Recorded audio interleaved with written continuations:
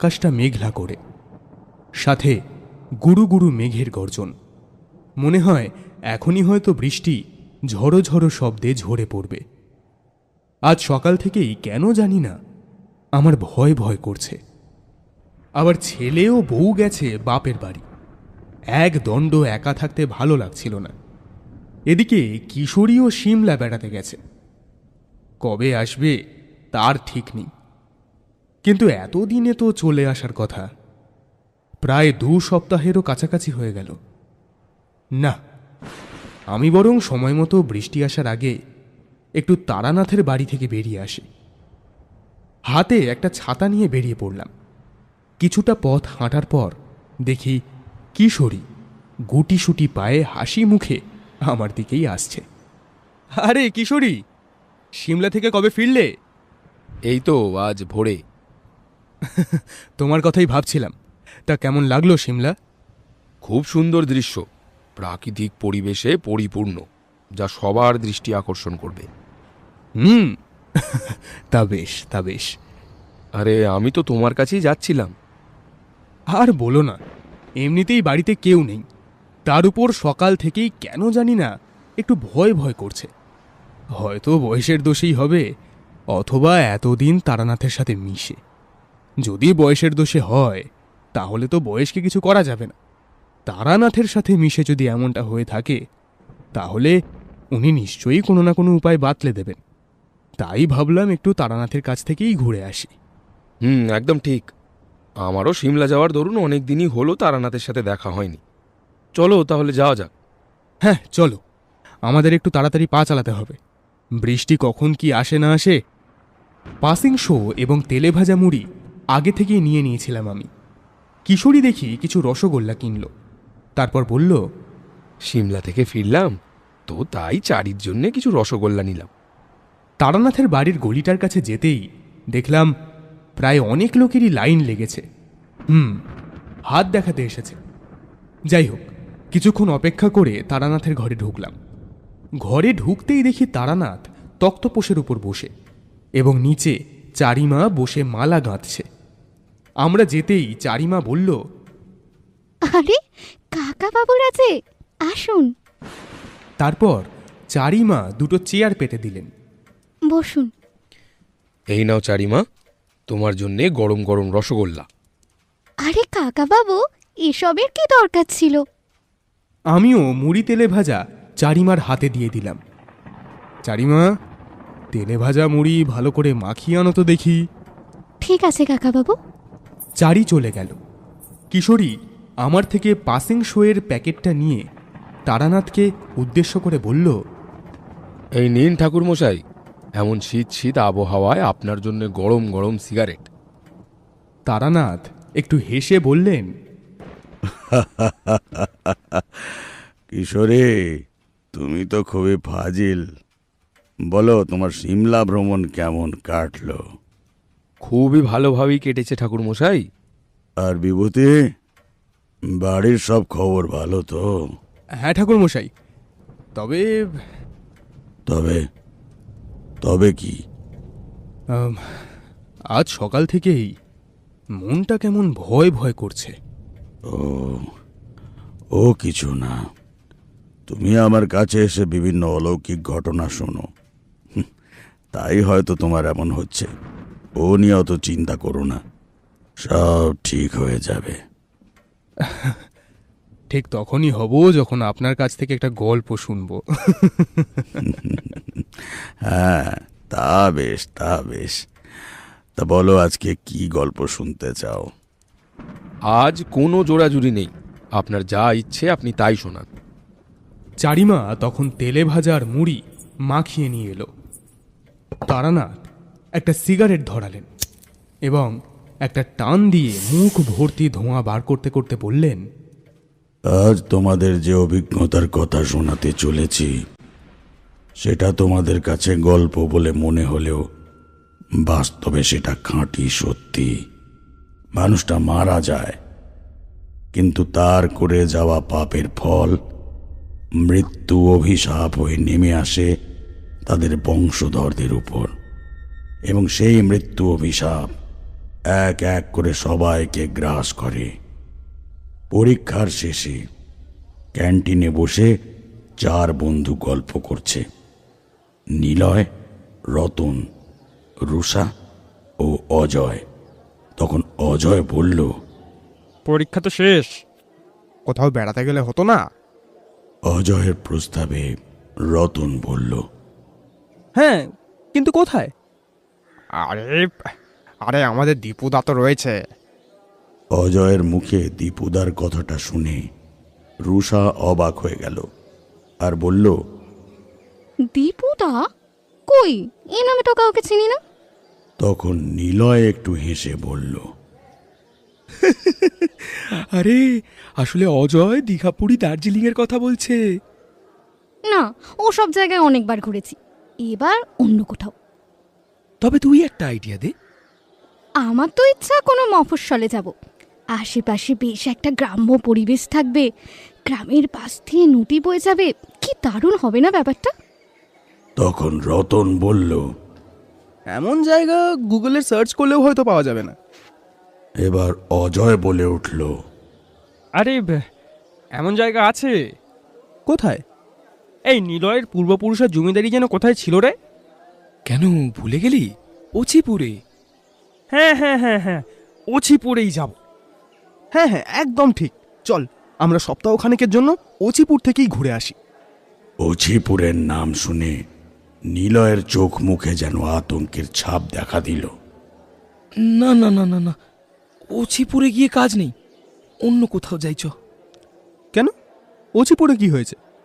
নিলয় কি একটা ভাবল, তারপর বলল, দেখ, ওচিপুরের সাথে আমাদের পরিবারের বিশেষ এক অভিশাপ জড়িয়ে আছে। অভিশাপ? তা কিরকম কিরকম? তখন নিলয় তার পূর্বপুরুষদের ঘটনা তার বন্ধুদের কাছে বলতে শুরু করলো। দেখ, আমি মায়ের মুখ থেকে যতটা শুনেছি তোদের সেটাই শোনাচ্ছি। শোন, আজ থেকে প্রায় 100 বছর আগের কথা। তখন আমাদের দেশ স্বাধীন হয়নি। আমাদের পূর্বপুরুষের তখন ওচিপুরের বড় জমিদারি ছিল, আর জমিদার মশাই ছিলেন আমার প্রপিতামহ উমাপতি চ্যাটার্জি। তিনি ছিলেন ভীষণ অত্যাচারী, গরিব প্রজাদের খুব অত্যাচার করতেন, আর মদেরও নেশা ছিল খুব। তার সাথে মেয়েদের প্রতিও আসক্ত ছিল। একদিন তিনি নদীর ধারে গিয়েছিলেন। তিনি দেখলেন এক যুবতী মেয়ে নদী থেকে কলসিতে জল তুলে উঠে আসছে। মেয়েটির রূপ দেখে উমাপতির মাথা গেল বিগড়ে। মেয়েটি ধীরে ধীরে উপরে উঠে এলো। সামনে জমিদার মশাইকে দেখে কলসি নামিয়ে হাত জড়ো করে নমস্কার করল। উমাপতি বললেন, আয়, তোর নাম কি? আগে হুজুর, মিতা। তোর বাবার নাম কি? হুজুর, জয়রাম। তুই জয়রামের মেয়ে? বা বা বা বা, বেশ বড় হয়েছিস দেখছি। মিতা আর কোনো কথার উত্তর না দিয়ে কলসিটাকে তুলে চলে গেল। বিকালে নায়েব রঘুকে উমাপতি পাঠালেন জয়রামের বাড়ি। তারপর জয়রামকে সঙ্গে করে রঘু জমিদার উমাপতির কাছে এলো। জয়রাম বলল, জমিদার বাবু, আপনি আমায় ডেকেছেন? আজ তোর মেয়েকে দেখলাম নদীর ঘাটে, বেশ রূপবতী হয়েছে। আমি তাকে বিয়ে করতে চাই। জয়রাম কিছুক্ষণের জন্য হতভম্ব হয়ে বলল, এ কি বলছেন বাবু? কেন, কি হয়েছে? আগে আপনার তো বউ আছে। তাতে কি, যা বলছি তাই কর, না হলে তোকে শাস্তি পেতে হবে। এ কাজ আমি করতে পারবো না।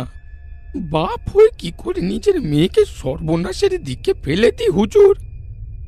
এই কথা শুনে উমাপতি তার লাঠিয়ালদের আদেশ দিলেন, এই, তোরা ওকে বুঝিয়ে দে যে ওর এত বড় সাহস, হ্যাঁ, ও কিনা আমার মুখের ওপর কথা বলে। আর সঙ্গে সঙ্গে 4 জন লাঠিয়াল জয়রামকে মারতে শুরু করলো।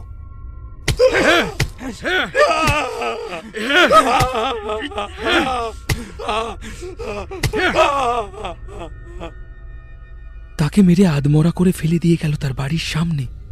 তখন মিতা সবে তুলসী মঞ্চে প্রদীপ জ্বালাচ্ছে। সে তার বাবাকে এই অবস্থায় দেখে কেঁদে উঠল। বাবা, বাবা, কি হয়েছে তোমার? কে কে এমন করে মারলো তোমায় বাবা? তারপর মিতা তার বাবাকে ধরে ঘরে নিয়ে গেল এবং বাবার সেবা যত্ন করল। মিতার মা যখন ইহ জগৎ ত্যাগ করলেন তখন মিতা খুবই ছোট। সেই তখন থেকে বাবাই তাকে মানুষ করেছে। পরদিন বিকেলবেলা মিতা ওছিপুর পোস্ট অফিসের কাছে গেল। সেখানে তার জন্য একজন অপেক্ষা করছে, নাম শরৎ। মিতা যেতেই শরৎ বলল, এ কি, তোমার রাস্তায় এত দেরি হলো? মিতা তাকে সবটা খুলে বলল। এখন তাহলে কি করা উচিত আমাদের? তুমি আমায় বিয়ে করে নিজের ঘরে নিয়ে চলো। কিন্তু কোনো কিন্তু না। তুমি আমায় ভালোবাসো না? খুব ভালোবাসি মিতা। তুমি আমায় তোমার কাছে নিয়ে চলো। আমি বাবাকে বলে রাখবো, তিনি কিচ্ছু বলবেন না। আমায় তোমার সঙ্গে যেতে দেবে। তারপর তুমি আর আমি একটা সুন্দর সুখের সংসার বাঁধব। শরৎ তাকে আলিঙ্গন করে বলল, আচ্ছা, তাই হোক। তুমি একবার সন্ধ্যার পর এখানে আসতে পারবে? পারবো। ভয় পাবে না তো? একটুও না, তুমি আছো তো। তারপর তারা দুজন যে যার বাড়ি ফিরে গেল। এই পর্যন্ত বলে নিলয় থেমে গেল।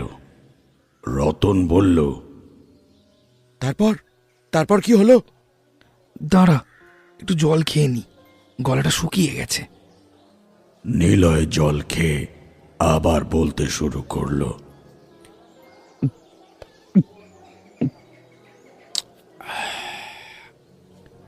পরদিন সকালে পোস্ট অফিসের মাঠের মাঝে শরদের কাটা মুন্ডু দেখতে পাওয়া যায়। আর দেহটা পাওয়া গেল মুন্ডু থেকে 100 গজ দূরে। আর মিতার কি হলো? মিতাকে নাকি আর পাওয়া যায়নি। তার কিছুদিন পর থেকে আমাদের বাড়ির সদস্যরা এক এক করে মরতে থাকে। আর সবাই যা মনে করত যে উমাপতি এই সবের পিছনে ছিল। আর তাই এই মৃত্যু অভিশাপ আমাদের পরিবারের সঙ্গে যুক্ত হয়। নিলয়ের মুখে তার পূর্বপুরুষের ঘটনা শুনে অজয় জিজ্ঞাসা করল, এটার কি কোনো প্রমাণ পাওয়া গিয়েছিল যে জমিদার মশাই এটা করেছিল? না। তবে আর তাছাড়াও তোদের পরিবারের সদস্যরা কোনো রোগে মারা পড়তো। তখনকার দিনে গ্রাম্য এলাকায় মহামারী তো লেগেই থাকতো, তাই না? একেবারেই ঠিক। আর নিলয়, তুই একটা ফিলোসফির ছাত্র হয়ে এই সব মানছিস? ছি ছি ছি ছি ছি। আচ্ছা, তাহলে ব্যাপারটা কি দাঁড়ালো? এটাই যে আমরা আগামীকাল ওছিপুরে যাচ্ছি। তবে একটা কথা শুনেছি, ওছিপুরে কোনো হোটেল নেই। থাকার একটা অসুবিধা কিন্তু হতেই পারে। আরে অসুবিধা নেই, সেখানে আমার চেনা এক লোক আছে, শঙ্কর কাকা। উনি সব ব্যবস্থা করে দেবেন। পরদিন তারা শিয়ালদা থেকে ট্রেনে চেপে তারপর অটো ধরে অছিপুর পৌঁছল। বড় বটতলায় শঙ্কর দুটো রিক্সা নিয়ে অপেক্ষা করছিল। তারপর তারা রিক্সা ভ্যানে চড়ে বসল।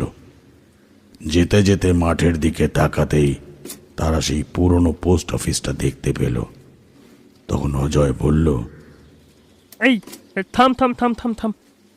রিক্সা চালক রিক্সা থামিয়ে দিল। নিলয় কারণটা জানার জন্য বলল, কি হলো অজয়, রিক্সা থামালি কেন? তোরাও না? এই কেন? আচ্ছা, আমরা যদি ওই পোস্ট অফিসে থাকি তাহলে কেমন হয়? Wow, great idea. তাহলে তো একটা অ্যাডভেঞ্চারও হবে, বল? মোটেও গ্রেট আইডিয়া নয়। হ্যাঁ, একটা ভীতু কোথাকার। পাশ থেকে শঙ্কর বলল, আগে না বাবু, ওখানে থাকবেন না, জায়গাটা খুব খারাপ। দিনের বেলায় জায়গাটা ভালো লাগলেও রাতে জায়গাটা ভয়ঙ্কর হয়ে ওঠে। রাতে ওই পোস্ট অফিসে নানা রকম শব্দ শোনা যায়। কথাটি শুনে নিলয়ের রোমগুলো সোজা হয়ে গেল। তখন অজয় বলল, আমরা ওখানেই থাকবো। ঠিক আছে, তাই হবে। কিন্তু বাবু, কোনো কিন্তু নয়, আমরা কিন্তু ওখানেই থাকছি, ফাইনাল। আগে কিন্তু দিদিমণি, ওখানে যে ইলেকট্রিক নেই। আরে শীতের সময় ইলেকট্রিকের কোনো কাজ নেই, আপনি শুধু মোমবাতির ব্যবস্থা করে দিন তাহলেই হবে। তারা চারজন পোস্ট অফিসের কাছে গেল। ওয়াও, কি সুন্দর তাই না? তারা চারজন সিঁড়ি দিয়ে উপরে উঠতে শুরু করলো। উপরে উঠে দরজা ঠেলতেই পুরনো দরজা আর্তনাদ করে খুলে গেল। সঙ্গে সঙ্গে কয়েকটা চামচিকে মাথার উপর দিয়ে উড়ে গেল। তারা ঘরে ঢুকলো। ঘরটা সম্পূর্ণ খালি। এই যে দেখছি ঘরে কিছুই নেই। তারা পাশের ঘরে গেল, সেই ঘরটাও ফাঁকা। এই শোন, আমি কিন্তু এই ঘরেই থাকবো, আর তোরা ওই ঘরে। ঠিক আছে, তাই হবে। কিছুক্ষণ পর শঙ্কর এলো খাবার আর মোমবাতি নিয়ে। এত তাড়াতাড়ি খাবার নিয়ে আসায় নিলয় তাকে জিজ্ঞাসা করল, আচ্ছা, এখন খাবার দিয়ে যাচ্ছ যে? আগে বাবু, আমি না সন্ধ্যার পর এদিকে আসি না। তখন অজয় একটু ব্যঙ্গ করেই বলল, সন্ধ্যার পরে এদিকে আসি না, বুড়ো ভূতের ভয় পায়। হ্যাঁ। আচ্ছা ঠিক আছে। শঙ্কর যাওয়ার সময় বলল, আগে বাবু, পশ্চিমের একটা জানলার পাল্লা ভাঙা, এই জানলা দিয়ে শ্মশান দেখা যায়। রাতে ভুল করেও জানলার পর্দা সরাবেন না, হয়তো এমন কিছু দেখবেন যা দেখা উচিত নয়। শঙ্কর চলে গেল। রাতে খাবার পর তারা যে যার ঘরে চলে গেল। তখন মাঝরাত। রতন প্রকৃতির ডাকে বিছানা ছেড়ে উঠল। একটা মোমবাতি জ্বালিয়ে দরজা খুলে বাইরে এলো। সিঁড়ির দিকে যেতে শুরু করলো নিচে নামার জন্য। তখনই সে তার পিছনে কারোর পায়ের শব্দ শুনতে পেল। রতনের মনে হলো কেউ তাকে অনুসরণ করছে। সে থেমে গেল। সঙ্গে সঙ্গে পিছনে পায়ের শব্দটাও থেমে গেল। রতন আবার হাঁটল। পিছনে পায়ের শব্দটাও আবার শোনা যাচ্ছে। রতন ভয়ে ভয়ে পিছনে তাকালো, কিন্তু কেউ নেই। সে তাড়াতাড়ি কাজ সম্পন্ন করে উপরে উঠতে যাবে, এমন সময় তার হাতের মোমবাতিটা নিচে পড়ে গেল। মোমবাতিটা তুলতে গিয়ে দেখে মেঝেতে কারোর রক্তমাখা পায়ের ছাপ। রতন দৌড়ে ঘরে গিয়ে ডাকল, অজয়, নিলয়। রতনের ডাকে অজয় আর নিলয় উঠে পড়ল। কি হয়েছে? কি? কি হয়েছে? হ্যাঁ বল, কি হয়েছে? এত চিৎকার করছিস কেন? বল। ওখানে ওখানে কারো পায়ের ছাপ। পায়ের ছাপ? হ্যাঁ হ্যাঁ, কোথায় পায়ের ছাপ? ওখানে। তখন রতন বাইরের দিকে আঙুল বাড়িয়ে দিল। অজয় রতনকে একটা হাত ধরে বাইরে নিয়ে গেল। কোথায়? কোথায় পায়ের ছাপ? কোথায়? এই দেখ, এই দেখ। কিন্তু মোমবাতির আলো মেঝেতে ফেলতে কোনো পায়ের ছাপ তাদের চোখে পড়ল না। এই তুই ঘুম চোখে হয়তো ভুল দেখেছিস, জানিস? চল চল চল, ঘুমিয়ে পড়ি, চল। পরের দিন বিকালে তারা নদীর ধারে বেড়াতে গেল। ফেরার পথে তারা শঙ্করের বলা শ্মশানের কাছে পৌঁছল। তারা দেখল কয়েকজন জটলা করে শ্মশানের কাছে দাঁড়িয়ে আছে। তখন সন্ধ্যা সন্ধ্যা নামছে। তারা কাছে গিয়ে দেখল একটা মরাকে চিতাতে শুইয়ে দিচ্ছে। তারপর একটা বছর 10 ছেলে চিতাতে আগুন দিল। সন্ধ্যার অন্ধকার তখন চিতার আগুনে অনেকটা দূর হয়েছে। রতন বলল, এই চল ফিরে যাই। আরে আরে দাঁড়া না, একটু দেখি, দাঁড়া। মরা যতই পুড়ছে ততই মরার হাত পা টান হয়ে উপরে উঠে আসছে। তখনই একটা ডোম হাত পাগুলো লাঠি দিয়ে মেরে মেরে ভেঙে দিল। মরাটি এবার ধীরে ধীরে উঠে আসছে। ডোমটি এবার মারল মরাটির মাথায়, আর সঙ্গে সঙ্গে তার মাথার খুলিটি ফেটে গেল। রুষা সেটি দেখে বলল, এই এখান থেকে চল, আমি আর দেখতে পাচ্ছি না। কিন্তু অজয় রাজি হলো না। আর একটু, একটু দেখেই চলে যাব, আর একটু। রুষা দেখল একজন লোক নিজের গামছাটাকে পাগড়ির মতো করে তার মাঝখানে ফাঁকা ছোট গর্ত দিয়ে জ্বলন্ত চিতার দিকে তাকালো। আর পরক্ষণেই লোকটি মাথায় হাত দিয়ে মাটিতে বসে পড়ল। মনে হলো লোকটা খুব ভয় পেয়েছে। কি হলো? এই চল তো, কি হয়েছে দেখি। রুষা তার কাছে গিয়ে পড়ে থাকা পাগড়ি করা গামছাটা হাতে তুলে নিল। গামছার মাঝে থাকা ফাঁকা অংশ দিয়ে চিতার দিকে তাকাতেই রুষার হাত পা ঠান্ডা হয়ে গেল। গামছার ফাঁকা অংশ দিয়ে রুষা দেখল চিতায় শোয়ানো মরাঠিকে এক বীভৎস চেহারার মূর্তি তার কোলে রেখে বড় বড় নখ দিয়ে মরাটির ঝলসানো মাংস ছিঁড়ে মুখে পুড়ছে। চোখগুলো যেন রক্ত জবা। কি বীভৎস সেই দৃশ্য! রুষা চোখের সামনে দিয়ে গামছাটাকে সরিয়ে নিল, আর তখনই সে অজ্ঞান হয়ে পড়ল। যখন রুষার জ্ঞান ফিরল, সে দেখল তার মুখের দিকে 3 বন্ধু ঝুঁকে আছে। তখন নিলয় পাশে বসে জিজ্ঞাসা করল, তোর কি হয়েছে বলতো? কিচ্ছু না। তাহলে হঠাৎ করে অজ্ঞান হয়ে গেলি?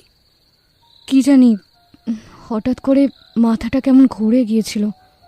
রুষা তাদের কিছু বলল না, কারণ তারা যদি ভয় পায়, রাতে খাবার পর তারা নিজেদের ঘরে যাবে এমন সময় শ্মশানের দিক থেকে একটা শেয়াল ডেকে উঠল, আর 3 জনই চমকে উঠল।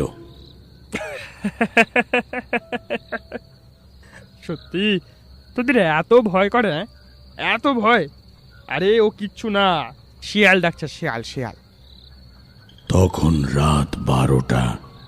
ঠিক তখনই আরো একবার শিয়াল ডেকে উঠল। তখনই রতনের ঘুম ভেঙে গেল।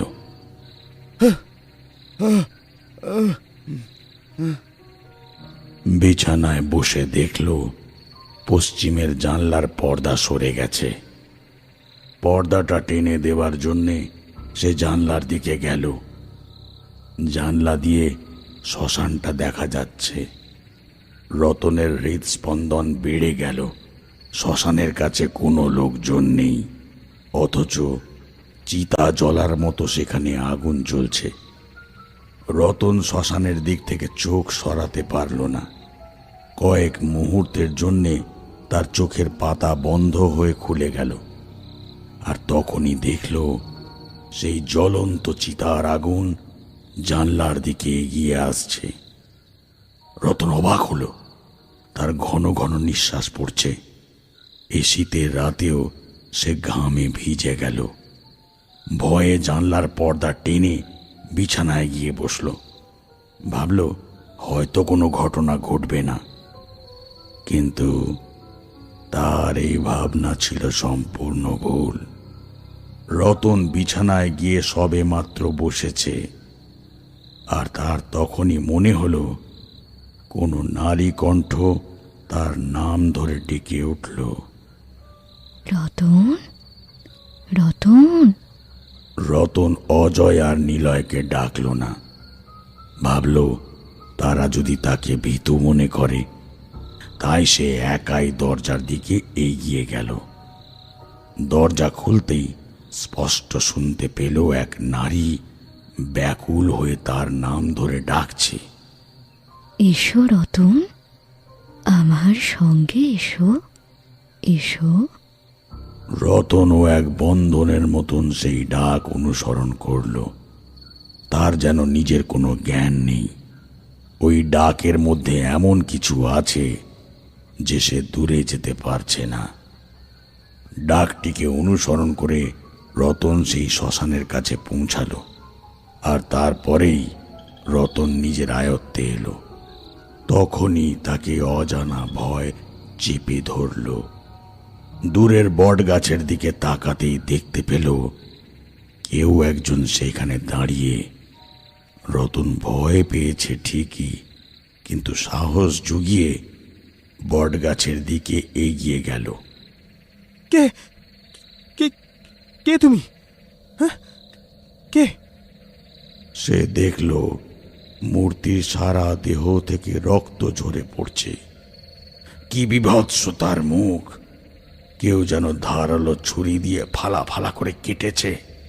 রতন আঁতকে উঠল।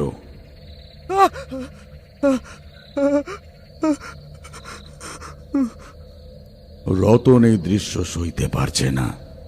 সে এখনই অজ্ঞান হয়ে পড়বে।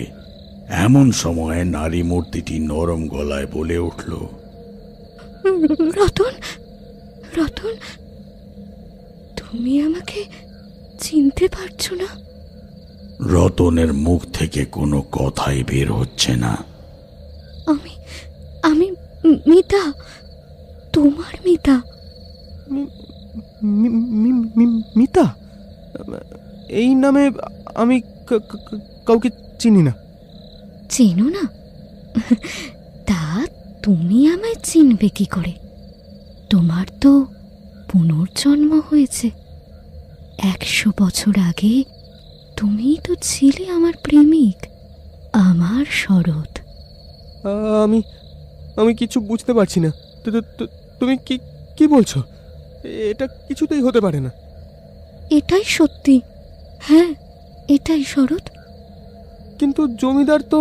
শরৎ, ওই শয়তান জমিদারটার নাম মুখেও আনবে না তুমি। তুমি কি ভুলে গেছো আমাদের সাথে ও কি করেছিল? তুমি নতুন দেহ পেয়ে ভুলে গেছো হয়তো, কিন্তু আমি কিছুই ভুলিনি। শুনেছিলাম তুমি আর শরৎ নাকি সেই দিন রাতে বিয়ে করতে চলেছিলে, কিন্তু তোমার কোনো খোঁজ পাওয়া যায়নি কেন?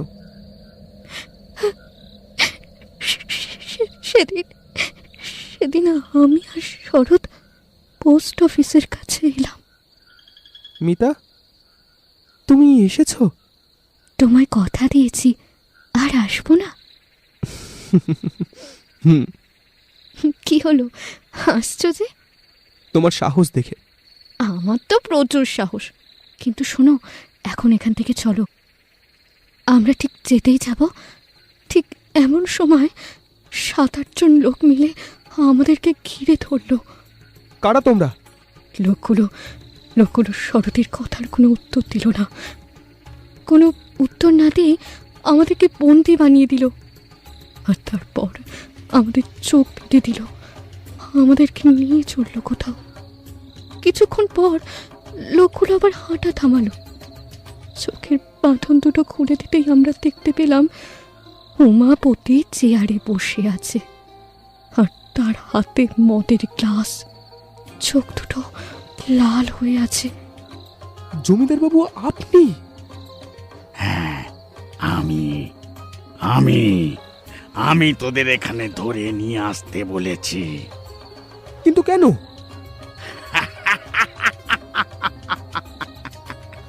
তোর হবু স্ত্রীর সাথে রাতটা রঙিন করার জন্য। মুখ সামলে উমাপতি। কেন, কি করবি? আফজাল, এই আফজাল। ঠিক তখনই আফজাল সামনে এসে দাঁড়ালো। তোরা বিয়ে করবি তাই না? এই কথাটা বলার পরেই তিনি হঠাৎই চেয়ার থেকে উঠে এসে আফজালের হাত থেকে খড়কুটা নিয়ে ধর থেকে আলাদা করে দিল শরতের মাথাটা। শরতের দেহটা মেঝেতে আছড়ে পড়ে ছটফট করতে লাগলো, আর তারপরে সব শান্ত। না না না না, শরৎ, না না। তারপরে নারী মূর্তিটা তার কথা থামালো। আর আর তোমার কি হলো? আমাকে ওই শয়তান জমিদারটা একটা ঘরে বন্দি করে রাখলো। তারপর দিনের পর দিন পশুর মতো অত্যাচার করতে থাকলো। তারপর নিজের শারীরিক চাহিদা মিটে যেতেই আমাকে খুন করলো। ধারালো একটা অস্ত্র দিয়ে ফালা ফালা করে দিল আমার শরীরটা।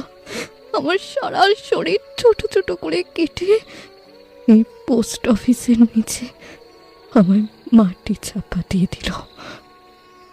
মিতার প্রেতাত্মার মুখে তার মৃত্যুর কাহিনী শুনে চোখটা ছলছল করে উঠল রতনের।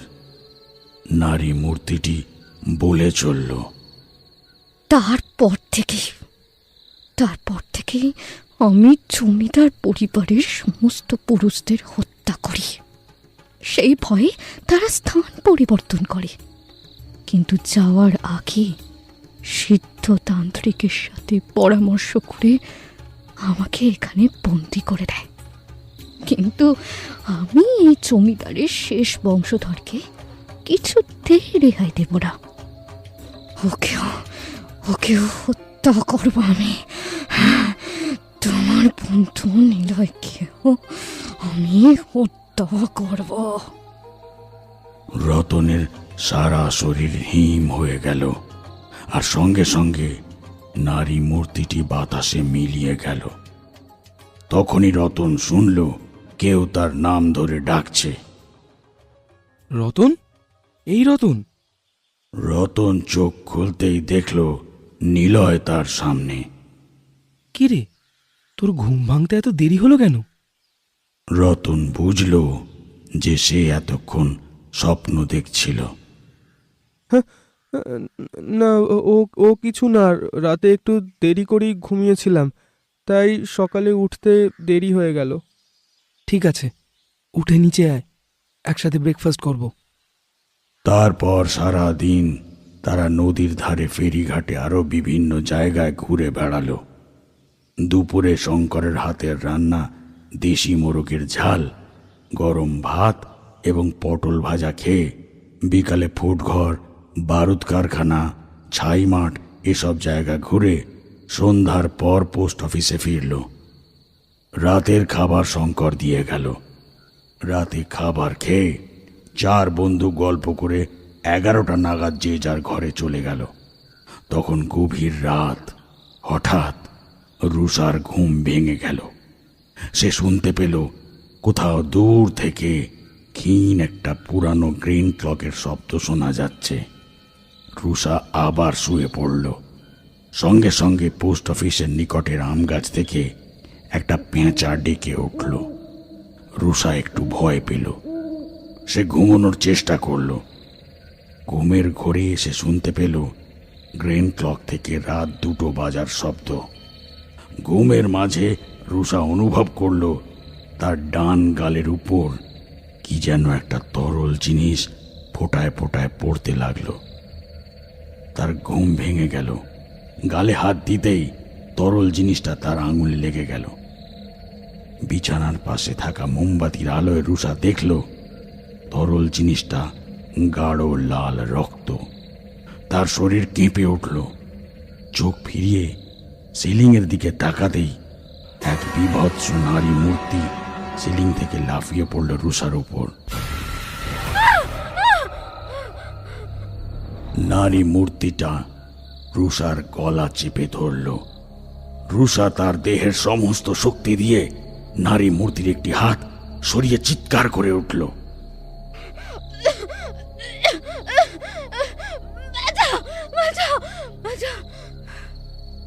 তারপরেই রুষা সেই নারী মূর্তিটির মুখ দেখতে পেল। তার মুখটা পুরো ফালা ফালা করে কাটা। কেউ যেন কোনো ধারালো অস্ত্র দিয়ে কোপ মেরেছে। পরনে সাদা কাপড়, সেটি রক্তে ভিজে লাল হয়ে গেছে। এমন বীভৎস দৃশ্য দেখে রুষা অজ্ঞান হয়ে পড়ল। যখনই রুষার জ্ঞান ফিরল, সে দেখল নিলয়, রতন আর অজয় তার পাশে বসে আছে। বাইরে ভোরের ক্ষীণ আলো ফুটছে। সকালের পাখিরা ডাকছে। রতন জিজ্ঞাসা করল, রুষা, এই রুষা, কি হয়েছিল? তুই এভাবে চিৎকার করছিলি কেন? না, ও কিছু না, একটা দুঃস্বপ্ন দেখছিলাম। এই ব্যাপারটাও রুষা কাউকে জানালো না। তারপর সকালে দেখা গেল রুষার প্রচণ্ড জ্বর উঠেছে। তখন শঙ্কর স্থানীয় একটা ডাক্তার ডেকে নিয়ে এলো। ডাক্তার রুষাকে দেখে কিছু ওষুধ দিয়ে গেল। ডাক্তারবাবু চলে যাবার পর ওনার কথা মতো 3 বন্ধু মিলে রুষার অনেক সেবা যত্ন করল। জ্বর যাতে তাড়াতাড়ি কমে যায় তাই নিলয় রুষার কপালে জল পট্টি দিল। বিকালের দিকে যখন রুষা একটু সুস্থ বোধ করল তখন বলল, নিলয়, তোর অনেক কষ্ট হলো না আমার জন্য? কি যে বলিস, বন্ধুর জন্য করব না তো কার জন্য করব? নিলয় আরও বলল, শোন, আজ আমি রুষার ঘরে থেকে যাই, যদি কোনো সমস্যা হয় আমি সামলে নেব। নিলয়ের এই প্রস্তাবে রুষাও রাজি হলো। অজয় পাশের ঘরে চলে গেল।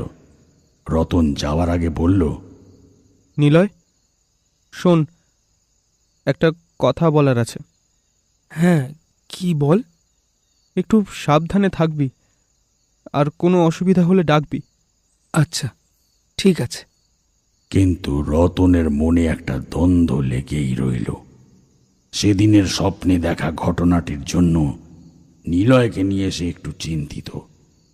তার উপরে সকাল থেকে রুষারও শরীরটা খারাপ। সবাই চলে যেতে নিলয় রুষার পাশে এসে বসল।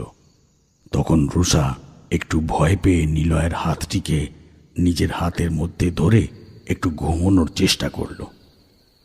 তখন ঠিক গভীর রাত, নিচের ঘর থেকে কিছু একটা শব্দ হলো।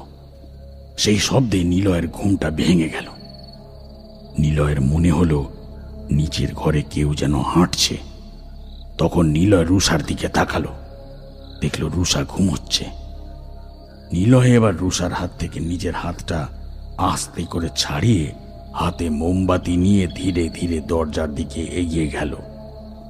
তারপর আস্তে করে দরজাটা খুলে নিচের দিকে নামতে শুরু করলো। নিচের শব্দটা যেন আরো তীব্র হতে লাগলো। নিলয় সিঁড়ি দিয়ে যত নিচে নামছে ততই হাঁটার শব্দটা আরো তীব্র হতে লাগলো। নিচে নামতেই আর কোনো শব্দ শুনতে পেল না সে। একেবারে নিস্তব্ধ চারিদিক।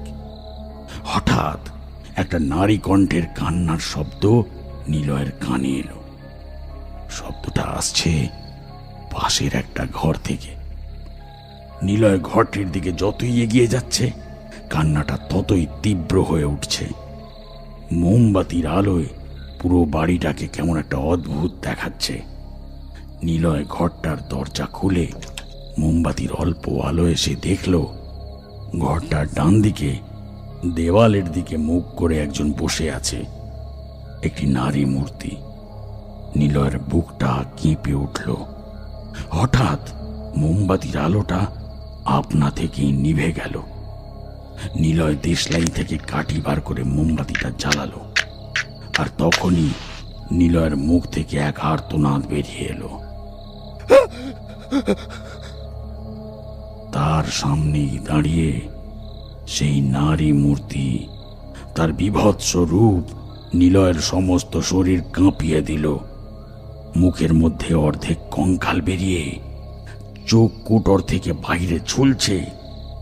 নারী মূর্তিটি এক ভীষণ আর্তনাদ করে তার নখ নিলয়ের গলায় বসিয়ে দিল।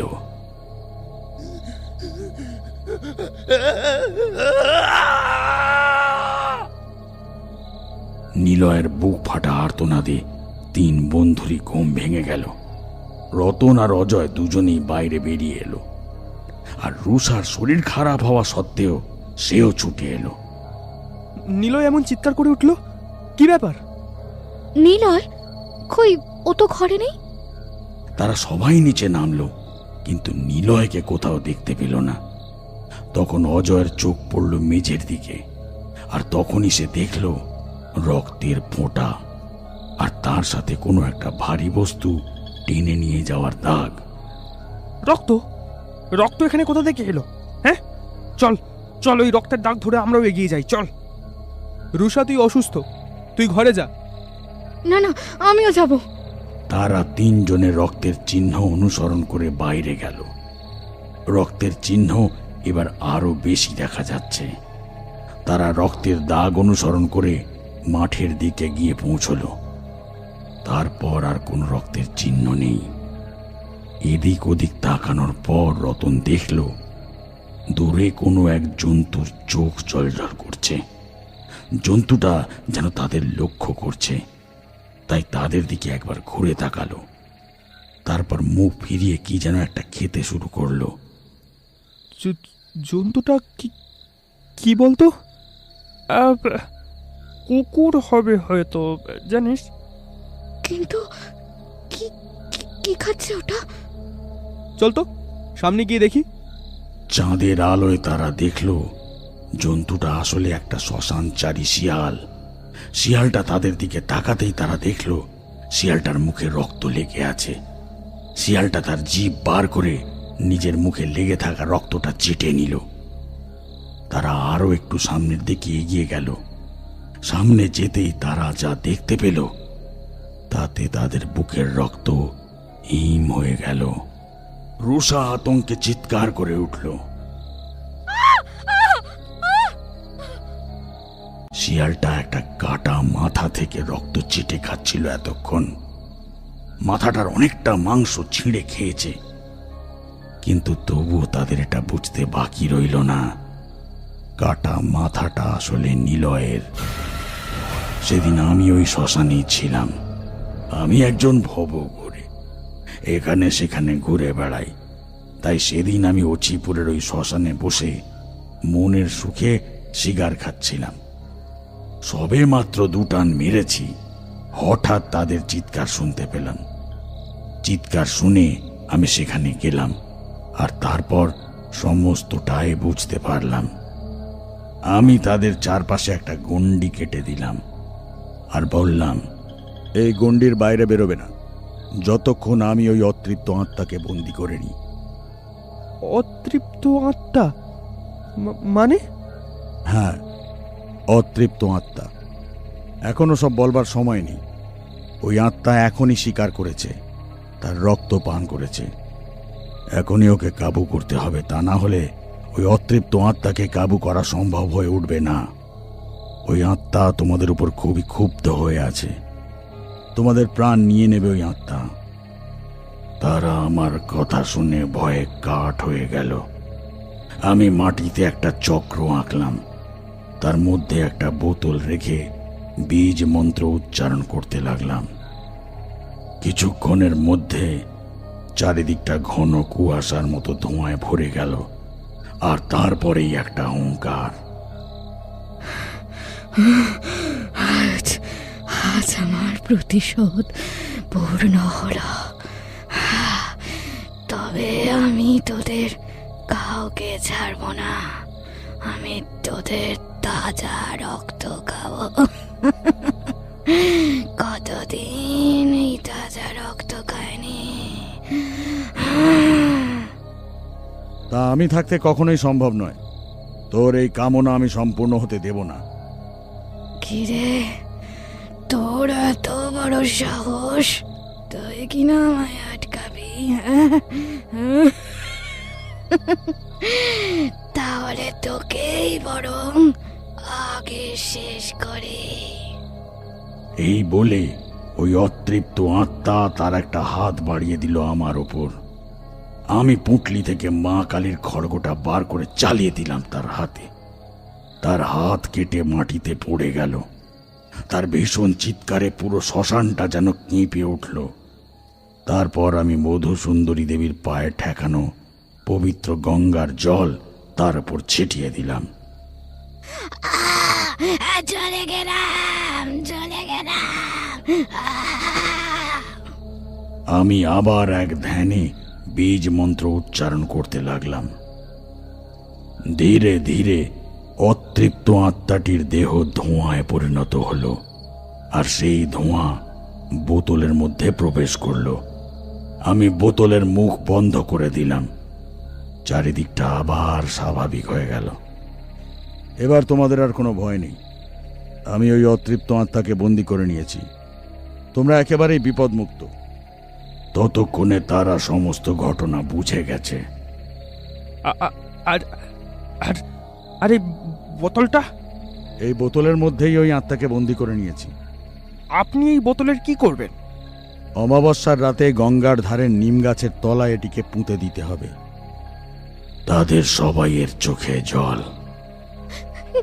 নিলয়, নিলয়, তুই এখানে আসতে চাইছিলিস না। দেখ, আমরাই তোকে জোর করে এখানে নিয়ে এলাম। আমরাই দোষী রে নিলয়, আমরাই দোষী। নিলয়। আমি আর কিশোরী তারানাথের দিকে এক অদ্ভুতভাবে চেয়ে বসে রয়েছি। কি তোমরা এমন অদ্ভুতভাবে আমার দিকে চেয়ে রয়েছ যে? তারানাথের এমন বলাতে তবেই যেন আমাদের হুঁশ ফিরল। আসলে ব্যাপারটা হলো, আমরা এক ধ্যানে গল্পটা শুনছিলাম, তখন কিশোরী বলে উঠল, সত্যি ঠাকুরমশাই, আপনার যা ভৌতিক অভিজ্ঞতা, সেই অভিজ্ঞতায় আপনার ধারে কাছেও কেউ নেই। হ্যাঁ, এটা তুমি কিশোরী ঠিকই বলেছ। উনি একজন মহাপুরুষ। আরে না না, আমি কোনো মহাপুরুষ নই। আমি তোমাদের মতোই একজন সাধারণ মানুষ। আপনি তো অনেক অসাধ্য সাধনই করেছেন, আপনাকে মহাপুরুষই বলা চলে। যেমন ধরুন, আপনি অজয়, রুষা আর রতনকে বাঁচালেন। কিশোরীর এমন বক্তব্যে তারানাথ একটু মৃদু হেসে বললেন,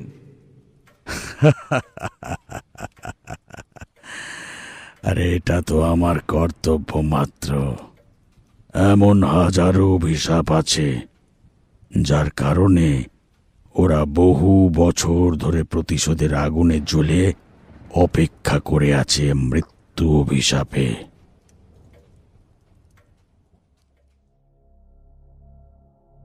শুনছিলেন আজকের নিবেদন।